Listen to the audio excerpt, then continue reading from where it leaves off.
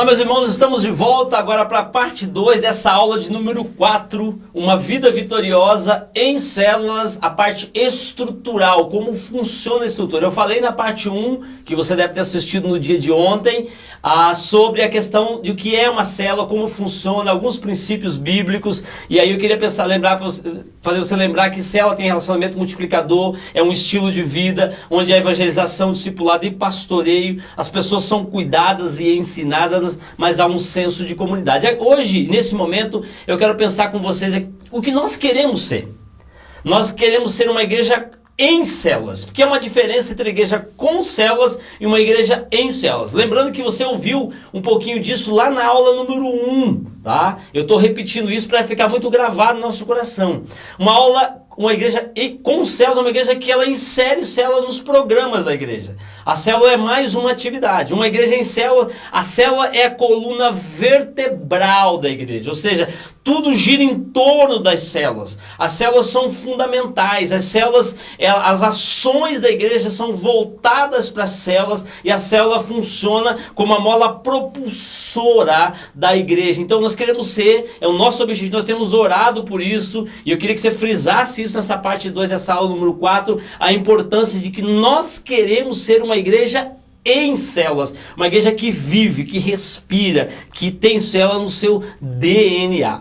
Uma igreja em célula é uma igreja onde as atividades não conflitam com as agendas das células, atividades da igreja, ou seja, os ministérios são importantes, são fundamentais, são necessários, não há um demérito aos ministérios, muito pelo contrário, eles são fundamentais. O Ministério de Famílias é fundamental, o Ministério com Crianças é extraordinário, é necessário para uma igreja, mas esses ministérios eles dão suprimento para as células e nas demandas que as células têm, tá? Então uma igreja em célula é uma igreja que as atividades não se conflitam, as células elas têm o seu lugar fundamental no processo de crescimento, de desenvolvimento da igreja. E isso é estrutura. Então, nós estamos pensando nessa aula aqui hoje sobre a questão da estrutura. E quando a igreja é em células, ela tem um processo leve, desburocratizado. Um processo onde as coisas acontecem com mais naturalidade. Você já deve ter ouvido isso várias vezes em alguma das palestras aqui na igreja, em algum momento ouvindo sobre as células. Então, nós objetivamos como Igreja Batista do Novo Mundo ser uma igreja em células, onde células é a coluna dorsal, o processo é leve, é desburocratizado, e quando esse processo é leve, desburocratizado, e as células são a coluna dorsal, nós vemos um movimento de Deus através das células, um movimento que é espiritual, um movimento que alcança pessoas. O nosso negócio é gente. Nós estamos aqui investindo em gente. O nosso negócio não é montar uma estrutura física invejável, isso pode ajudar, isso tem o seu valor necessário, porém, o nosso negócio é alcançar pessoas. Nós precisamos dar a nossa vida para ganhar outra pessoa para Jesus. A igreja tem que estar voltada para isso, a célula precisa compreender isso. Se você tiver que escolher entre comprar algo físico para você ou para o seu ministério e investir na pessoa, vamos investir numa pessoa, porque o nosso negócio tem que ser gente. Uma igreja em células tem isso muito claro no seu coração, no seu DNA, na sua coluna dorsal. Voltando aqui à questão então do nós queremos ser, entendendo que os ministérios, como eu disse, eles vão servir as células. Tá?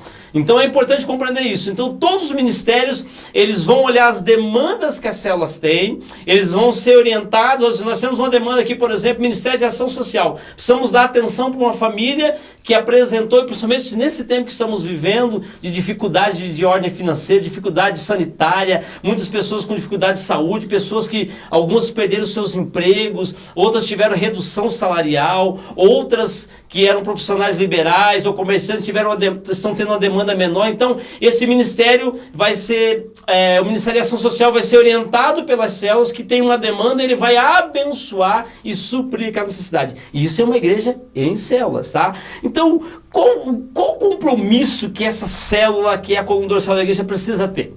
Tá? E eu queria pensar com você agora a questão do compromisso que envolve uma célula. O primeiro compromisso é o compromisso do amor. Amar sobre todas as coisas, amar sem medida, amar como ação maior da vida cristã, mas também nós precisamos orar, porque muitas situações não mudarão se não for através da oração. A Bíblia diz que a oração de um justo pode ir muito em seus efeitos. Há uma versão que fala que a oração de um justo é eficaz. Então uma célula tem um compromisso com a oração. Essa semana eu recebi um áudio de um membro da nossa igreja que pediu para orar por uma família. Eu orei por eles, orei pela mãe daquela senhora que está hospitalizada. Ela mandou um áudio dizendo: muito obrigado, agradece a igreja, agradece o pastor que orou, eu já não estou mais no hospital, minha mãe está melhorando a cada dia. Isso é graça, isso é misericórdia, porque estamos orando. Mas também a senhora tem que ter um compromisso da disponibilidade. Nós precisamos ser pessoas disponíveis. Eu não posso ser uma pessoa inacessível. Eu não posso ser uma pessoa que tem que marcar um horário na minha agenda para eu poder atender. É evidente que eu tenho um horário estruturado, sim, porém eu preciso ser disponível, mas também eu preciso ser sensível. O compromisso da sensibilidade. Se alguém compartilha algo numa célula com você, seja sensível. Seja sensível. Se você souber de alguma situação, seja sensível a abençoar. Mas também o princípio da honestidade. Seja honesto com a pessoa. Ajude ela. Ajude a crescer. Ajude a se desenvolver. Seja honesto, porque a honestidade vai abrir muitas portas. Eu não estou dizendo para você ser ríspido, grosso. Não é isso. Mas a honestidade é fundamental. E um outro princípio que permeia uma célula, um outro compromisso é o compromisso da responsabilidade.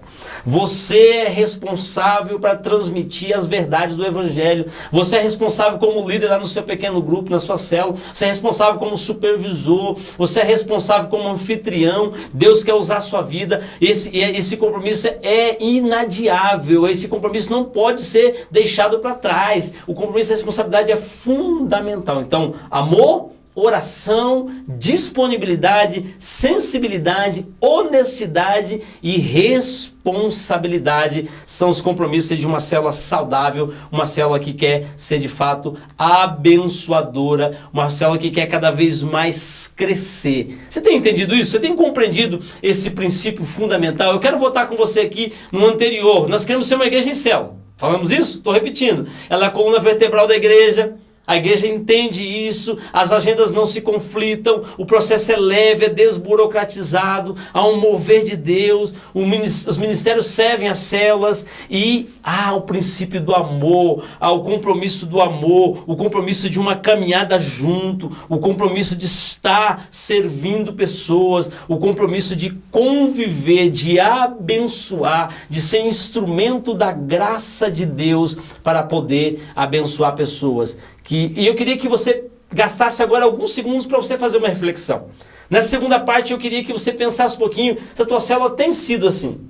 Você tem entendido isso? O que você precisa dinamizar? Por exemplo, você precisa ser mais dinâmico na liderança? Pense nisso. Você como anfitrião precisa entender alguns aspectos mais fundamentais. Você que é supervisor tem cumprido o seu papel. Então pense nisso para que você possa ser um instrumento poderoso nas mãos do Senhor e a igreja seja viva, dinâmica. Lembrando que o nosso curso chama-se Curso Vida Vitoriosa. Estamos falando aqui de uma célula que é vitoriosa, porque é uma célula que está na presença do Senhor, que tem buscado o Senhor, tem estado a cada dia na dependência do Senhor. O meu desejo nessa parte 2 é que você grave isso, que você deixe muito claro no seu coração, que você cresça cada vez mais em unidade, que a sua casa seja instrumento da graça de Deus, que você seja um líder usado e ousado no Espírito, que você seja uma pessoa profundamente temente ao Senhor, para que Deus use você, para que Deus use você como instrumento vivo nas mãos do Senhor.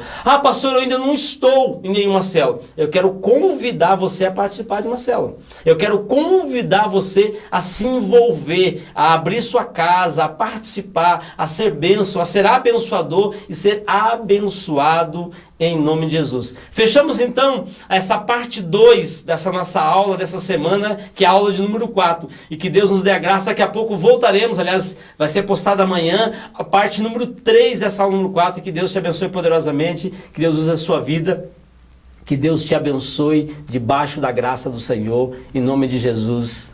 Amém? Até mais, daqui a pouco a parte 3.